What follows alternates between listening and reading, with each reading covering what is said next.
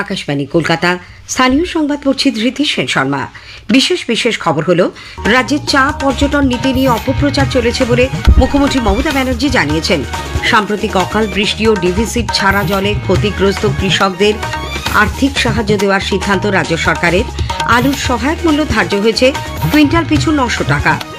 কলকাতা সহ দক্ষিণবঙ্গের জেলাগুলিতে আপাতত বৃষ্টির কোনো সম্ভাবনা না থাকলেও উত্তরবঙ্গে হালকা বৃষ্টির পূর্বাভাস দিয়েছে আবহাওয়া দপ্তর।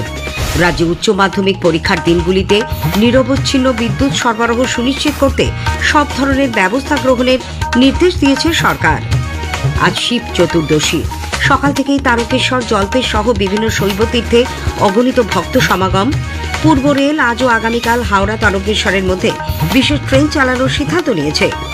দীঘায় নির্মীয়মান জগন্নাথ মন্দির পরিচালনার জন্য মুখ্য সচিবের নেতৃত্বে 27 সদস্যের কমিটি গঠন। আইএসএল ফুটবলে ইস্টবেঙ্গল আজ হায়দ্রাবাদ এফসির মুখোমুখি হবে। আসছি বিস্তারিত খবরে। রাজ্যের চা পর্যটন নীতি নিয়ে অপপ্রচার চলেছে বলে মুখ্যমন্ত্রী মমতা ব্যানার্জি জানিয়েছেন। নবান্নে গতকাল রাজ্য মন্ত্রিসভার বৈঠকের পর তিনি এই নীতি বিশদে ব্যাখ্যা করেন। মুখ্যমন্ত্রী বলেন, চা উৎপাদন বা শ্রমিক স্বার্থের সঙ্গে আপোষ করে বাগানের জমি অন্য কাজে ব্যবহারের কোনো প্রশ্নই নেই। বন্ধ বা লোকসানে চলা চা বাগানের অব্যবহৃত জমি শর্ত সাপেক্ষে আগ্রহী সংস্থাকে চা পর্যটনের জন্য লিজ দেওয়া হবে। যেখানে চাটা জন্মাচ্ছে না অথচ জমিটা পড়ে আছে, এগুলো সবই রাজ্য সরকার লিজ দেয়। সেক্ষেত্রে আমরা অ্যালাউ করেছিলাম 15% পর্যন্ত ফর টি ট্যুরিজম প্রজেক্ট, যাতে ওখানে হোটেল বা নানা রকম ব্যবসায়িক কিছু হলে লোকাল ছেলেমেয়েরা চাকরি পায় এবং যারা চা বাগানে কাজ করে 80% লোকাল নিতে হবে। আমরা যেটা পরিষ্কার বলছি, চা জন্মানোর সাথে টি প্লান্টেশনের সাথে কোনো রকম কোনো কম্প্রোমাইজ করা হবে না।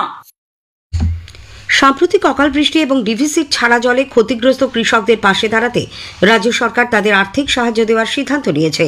নবান্নে গতকাল রাজ্য মন্ত্রিসভার বৈঠকের পর মুখ্যমন্ত্রী জানান, বাংলা শস্য বীমা যোজনা প্রকল্পের আওতায় মোট 321 কোটি টাকা ক্ষতিপূরণ বাবদ দেওয়া হবে। সাম্প্রতিক বৃষ্টিতে বেশ কিছু জেলায় আলু ও ধানের ক্ষতি হয়েছে। বাঁকুড়া ও পূর্ব বর্ধমান জেলায় ডিভিসির ছাড়া জলেও আলু নষ্ট হয়ে গেছে। মুখ্যমন্ত্রী বলেন, ওই ভিজে যাওয়া আলু কিনে নিয়ে সুফল বাংলার মাধ্যমে সেগুলি বিক্রি করা হবে। এছাড়া রাজ্য মন্ত্রিসভার বৈঠকে আলুর সহায়ক মূল্য কুইন্টাল পিছু 900 টাকা ধার্য করা হয়েছে। এদিকে সাম্প্রতিক বৃষ্টিতে রাজ্যে আমের ফলনের ক্ষয়ক্ষতি নিয়ে মালদা থেকে আমাদের জেলার সংবাদদাতা জানাচ্ছেন। মালদা জেলায় এবছরে 60% গাছে আমের মুকুলে ভরে গিয়েছিল এবং আমের উৎপাদনের লক্ষ্যমাত্রা 3 থেকে 3.5 লক্ষ মেট্রিক টন ধরা হয়েছিল। তবে সম্প্রতি ব্যাপক শিলাবৃষ্টির দরুন মালদার আম চাষ অত্যন্ত ক্ষতিগ্রস্ত হয়েছে। এই প্রাকৃতিক দুর্যোগের দরুন বিভিন্ন বাগানে আমের মুকুল ঝরে পড়ায় আম চাষিদের মাথায় হাত পড়েছে। চাষিদের বক্তব্য, এই মুহূর্তে আমের মুকুল থেকে ফল ধরার সময় আমের মুকুল ঝরে পড়ায় তাদের চাষ অনেকটাই মার খেলো। তবে তারা হাল ছাড়তে নারাজ। যে সমস্ত মুকুল এখনো টিকে রয়েছে তা টিকিয়ে রাখতে তারা আপ্রাণ চেষ্টা চালিয়ে যাচ্ছেন এবং নতুন করে বাগানে স্প্রে করছেন। মালদা থেকে আকাশবাণী সংবাদের জন্য সহেলি মুখোপাধ্যায়। এদিকে কলকাতা সহ দক্ষিণবঙ্গের জেলাগুলিতে আপাতত বৃষ্টির কোনো সম্ভাবনা নেই। আবহাওয়া মূলত শুষ্ক থাকবে। আকাশ আংশিক মেঘাচ্ছন্ন থাকতে পারে। তবে উত্তরবঙ্গে দার্জিলিং ও কালিম্পংয়ের পার্বত্য এলাকায় বিক্ষিপ্তভাবে হালকা বৃষ্টির সম্ভাবনা। দার্জিলিংয়েরও কোথাও কোথাও তুষারপাতের পূর্বাভাস দিয়েছে আলিপুর আবহাওয়া দপ্তর। আবহাওয়া দপ্তরের অধিকর্তা হাবিবুর রহমান বিশ্বাস জানিয়েছেন, আগামী কয়েকদিন দক্ষিণবঙ্গের সমস্ত জেলাতেই শুষ্ক আবহাওয়া থাকবে। উত্তরবঙ্গেও মূলত শুষ্ক আবহাওয়াই থাকবে। দু একটা জেলা যেমন দার্জিলিং, কালিম্পং, আলিপুরদুয়ার আর জলপাইগুড়ির উত্তরাংশে 1-2 জায়গায় বৃষ্টিপাতের সম্ভাবনা রয়েছে। কলকাতা তার পার্শ্ববর্তী অঞ্চলে দিনের বেলায় কিছুটা হালকা মেঘাচ্ছন্ন আকাশ থাকতে পারে, বাট আংশিক মেঘলা আকাশ, কিন্তু মূলত শুষ্ক আবহাওয়াই থাকবে। সর্বোচ্চ এবং সর্বনিম্ন তাপমাত্রা 30 ডিগ্রি এবং 21 ডিগ্রি থাকার সম্ভাবনা রয়েছে। কলকাতায় সকালে সর্বনিম্ন তাপমাত্রা রেকর্ড করা হয় 20.6 ডিগ্রি সেলসিয়াস, স্বাভাবিকের তুলনায় যা 0.3 ডিগ্রি বেশি। গতকাল সর্বোচ্চ তাপমাত্রা ছিল 29.9 ডিগ্রি সেলসিয়াস, স্বাভাবিকের তুলনায় 1.7 ডিগ্রি কম। রাজ্য সরকার উচ্চ মাধ্যমিক পরীক্ষার দিনগুলিতে নিরবচ্ছিন্ন বিদ্যুৎ সরবরাহ সুনিশ্চিত করতে সব রকমের ব্যবস্থা গ্রহণের নির্দেশ দিয়েছে। বিদ্যুৎ মন্ত্রী অরূপ বিশ্বাস গতকাল বিধাননগরে বিদ্যুৎ ভবনে রাজ্য বিদ্যুৎ বন্টন বিভাগের বিভিন্ন আধিকারিক ও জেলার কর্মকর্তাদের সঙ্গে বৈঠক করেন। সেখানেই পরীক্ষা চলাকালীন বিদ্যুৎ বিপর্যয় রোধে সব রকমের ব্যবস্থা গ্রহণের পাশাপাশি হঠাৎ প্রাকৃতিক দুর্যোগে যাতে কোনো দুর্ঘটনা না ঘটে সে ব্যাপারেও সকলকে সতর্ক থাকার নির্দেশ দিয়েছেন তিনি। সম্প্রতি শেষ হওয়া মাধ্যমিক পরীক্ষার দিনগুলিতে বিদ্যুৎ পরিষেবা স্বাভাবিক রাখার জন্য দপ্তরের আধিকারিকদের তিনি অভিনন্দন জানান। উল্লেখ্য, রাজ্যে এবারের উচ্চ মাধ্যমিক পরীক্ষা শুরু হচ্ছে আগামী সোমবার ৩রা মার্চ। রাজ্যে সরকারি ও সরকারি সাহায্যপ্রাপ্ত বিভিন্ন বিদ্যালয়ে ভালো পড়ুয়া থাকলেও নির্দিষ্ট বিষয় পড়ানোর জন্য শিক্ষক শিক্ষিকার অভাব রয়েছে বলে বিধানসভার স্কুল শিক্ষা বিষয়ক স্থায়ী কমিটি রিপোর্ট জমা দিয়েছে। কমিটির সভাপতি কালীপদ মণ্ডলের নেতৃত্বে সদস্যরা সম্প্রতি রাজ্যের বিভিন্ন জেলার স্কুল পরিদর্শন করেন। অভিভাবক ও শিক্ষকদের সঙ্গে কথা বলার পাশাপাশি স্কুলে পড়ুয়া শিক্ষকের অনুপাত সঠিক কিনা তা যাচাই করার সুপারিশ করা হয়েছে।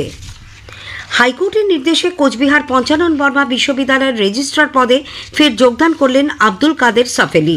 গত বছর মে মাসে তৎকালীন উপাচার্য নিখিল রায় রেজিস্ট্রার আব্দুল কাদেরকে বিভিন্ন অভিযোগে সাসপেন্ড করেন।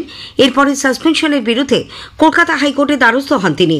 গতকাল হাইকোর্ট সেই সিদ্ধান্তকে অবৈধ বলে ঘোষণা করে আব্দুল কাদের সাফেলিকে রেজিস্ট্রার পদে যোগদান করার নির্দেশ দেয়। ১১৫ বছর ধরে চলে আসা দ্য মেদিনীপুর পিপলস কোঅপারেটিভ ব্যাংকের পরিচালন সমিতির নির্বাচন হবে আগামী ২৩শে মার্চ। এজন্য মনোনয়নপত্র জমা নেওয়ার কাজ আজ শেষ হচ্ছে।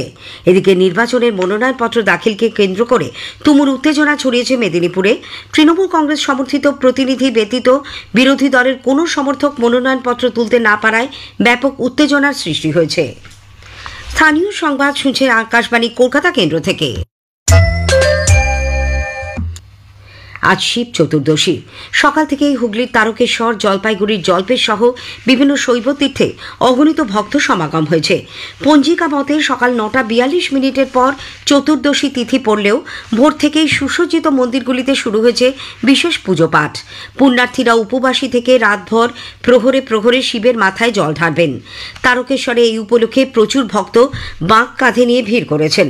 জলপেশে শুরু হয়েছে ঐতিহ্যবাহী মেলা, চলবে টানা ১০ দিন। মেলার পাশাপাশি থাকছে বিভিন্ন সাংস্কৃতিক অনুষ্ঠানও। শিবরাত্রি উপলক্ষে মেলায় ৩টি ওয়াচ টাওয়ার ও সিসিটিভি ক্যামেরা লাগানো হয়েছে। থাকছে শতাধিক স্বেচ্ছাসেবকও। ভারত সেবাশ্রম সংঘের প্রতিষ্ঠাতা স্বামী প্রণবানন্দজি মহারাজের জন্মজয়ন্তী উপলক্ষে সংঘের পক্ষ থেকে আজ নানা অনুষ্ঠানের আয়োজন করা হয়েছে। এদিকে আজ মহাশিবরাত্রিতে পুণ্য স্নানের মধ্যে দিয়ে উত্তরপ্রদেশের প্রয়াগরাজে মহাকুম্ভ মেলা শেষ হবে। এ রাজ্যেও গঙ্গা সহ বিভিন্ন নদ নদীর ঘাটে ঘাটে চলেছে পুণ্য স্নান। কুম্ভ মেলায় পদপিষ্ট হওয়া সহ মেলার সঙ্গে সম্পর্কযুক্ত বিভিন্ন দুর্ঘটনায় যারা প্রাণ হারিয়েছেন, রাজ্য সরকার সেই সব পরিবারকে দ্রুত ক্ষতিপূরণ দেওয়ার জন্য উত্তরপ্রদেশ সরকারের কাছে দাবি জানিয়েছে। মুখ্যমন্ত্রী মমতা ব্যানার্জি গতকাল নবান্নে সাংবাদিকদের বলেন, যারা সড়ক বা অন্যান্য দুর্ঘটনায় মারা গেছেন তাদেরও ক্ষতিপূরণের আওতায় আনতে হবেন।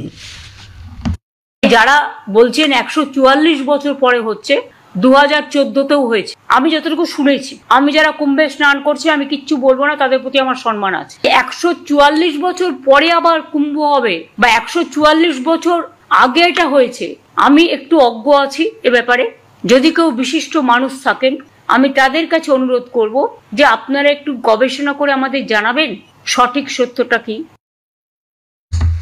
শিবরাত্রি উপলক্ষে তারকেশ্বরে অতিরিক্ত যাত্রী ভিড় সামাল দিতে পূর্ব রেল আজ ও আগামীকাল হাওড়া ও তারকেশ্বরের মধ্যে একজোড়া বিশেষ ট্রেন চালানোর সিদ্ধান্ত নিয়েছে। হাওড়া থেকে দুপুর 2:45 এবং তারকেশ্বর থেকে বিকেল 4:40 এই ট্রেন ছাড়বে। সমস্ত স্টেশনেই তা থামবে বলে রেল সূত্রে জানা গেছে। অন্যদিকে মেট্রো রেল আজ ব্লু লাইনে 131 জোড়ার পরিবর্তে 118 জোড়া ট্রেন চালাবে। তবে নোয়াপাড়া, দক্ষিণেশ্বর, কবি সুভাষ এবং মহানায়ক উত্তম কুমার স্টেশন থেকে প্রথম ও শেষ ট্রেনের সময় অপরিবর্তিত থাকছে। দীঘায় নির্মীয়মান জগন্নাথ মন্দির পরিচালনার জন্য মুখ্য সচিবের নেতৃত্বে 27 সদস্যের কমিটি গঠন করা হয়েছে। নবান্নে গতকাল রাজ্য মন্ত্রিসভার বৈঠকে ওই কমিটি গঠনের সিদ্ধান্ত গৃহীত হয়। বৈঠকের পর মুখ্যমন্ত্রী জানান, কমিটিতে ইসকন, পুরীর জগন্নাথ মন্দির, দীঘার মাসির বাড়ি, কালীঘাট মন্দির, রামকৃষ্ণ মিশন সহ একাধিক প্রতিষ্ঠানের একজন করে সদস্যকে রাখা হয়েছে। আগামীকাল কমিটির প্রথম বৈঠক বসবে। সেখানে মন্দিরের উদ্বোধন সংক্রান্ত বিষয়ে আলোচনা হবে। জগন্নাথ ধামের জমি এবং বাড়ি হিডকোর হাতে তুলে দেওয়া হচ্ছে, বাকি সিদ্ধান্ত নেবে ট্রাস্ট। মুখ্যমন্ত্রী জানান, দীঘার জগন্নাথ মন্দির নির্মাণের কাজ শেষের পথে। আগামী 30শে এপ্রিল অক্ষয় তৃতীয়ার দিনে মন্দিরের উদ্বোধন হবে। উত্তর কলকাতার কুমোরটুলি ঘাটে ট্রলি ব্যাগে করে মৃতদেহ গঙ্গায় ফেলার সময় ধৃত মা ও মেয়েকে আজ ব্যাংশাল আদালতে তোলা হবে। আরতি ঘোষ ও ফাল্গুনী ঘোষ নামে এই দুজনের বিরুদ্ধে পুলিশ উত্তর বন্দর থানায় একটি মামলা রুজু করেছে। এদিকে ফাল্গুনী ঘোষের পিসি শাশুড়ির খুনের ঘটনায় গতকাল গভীর রাত পর্যন্ত মধ্যমগ্রামে অভিযুক্তদের বাড়িতে পুনর্নির্মাণের কাজ চলে। উত্তর বন্দর ও মধ্যমগ্রাম থানার পুলিশ যৌথভাবে এই পুনর্নির্মাণ করে। আইএসএল ফুটবলে ইস্টবেঙ্গল আজ হায়দ্রাবাদ এফসির মুখোমুখি হবে। যুব ভারতী ক্রীড়াঙ্গনে খেলা শুরু হবে সন্ধ্যে 7:30টায়। শেষ করার আগে স্থানীয় সংবাদের বিশেষ কিছু অংশ আরও একবার। রাজ্যের চা পর্যটন নীতি নিয়ে অপপ্রচার চলেছে বলে মুখ্যমন্ত্রী জানিয়েছেন। আজ শিব চতুর্দশী, সকাল থেকেই তারকেশ্বর, জল্পেশ সহ বিভিন্ন শৈব তীর্থে অগণিত ভক্ত সমাগম।